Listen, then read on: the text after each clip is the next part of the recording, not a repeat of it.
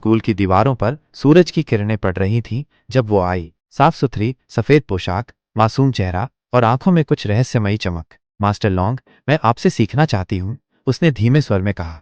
Master long, जो अपनी ध्यान साधना में लीन थे, ने आंखें खोली। उनकी अनुभवी दृष्टि ने तुरंत भाप लिया, यह लड़की साधारण नहीं थी।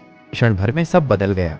लड़की की मासूमियत ओढ़ी हुई थी। उसने अपने हाथों से एक अदृश्य शक्ति का संचार किया, जिससे मास्टर लॉन्ग जकड़ गए। उसकी आत्मा जैसे खिंचकर उसके हाथों में समाने लगी।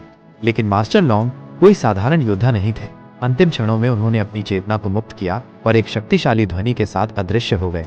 नया युग, नई शक्ति।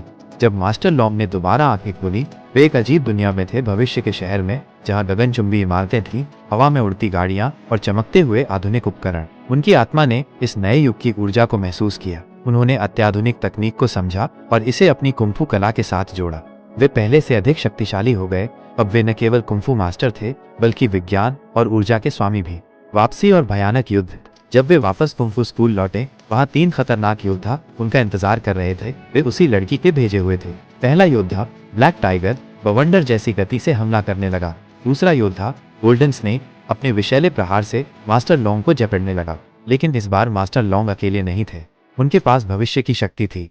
उन्होंने आधुनिक ऊर्जा को अपनी कुंफू तकनीकों में समाहित किया। उनकी मुट्ठियों से बिजली निकलने लगी। उनके किक में हवा की तीव्रता समा गई। ब्लैक टाइगर को हवा में उठाकर धराशायी कर दिया।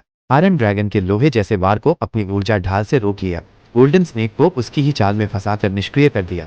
अंततः लड़की ने स्वयं सामने आकर अंतिम वार किया। लेकिन मास्टर लॉन्ग अब सर्वोच्च योद्धा बन चुके थे। उन्होंने अपनी अंतिम शक्ति से उसे पराजित कर दिया और कुंफू स्कूल को मुक्त कर दिया।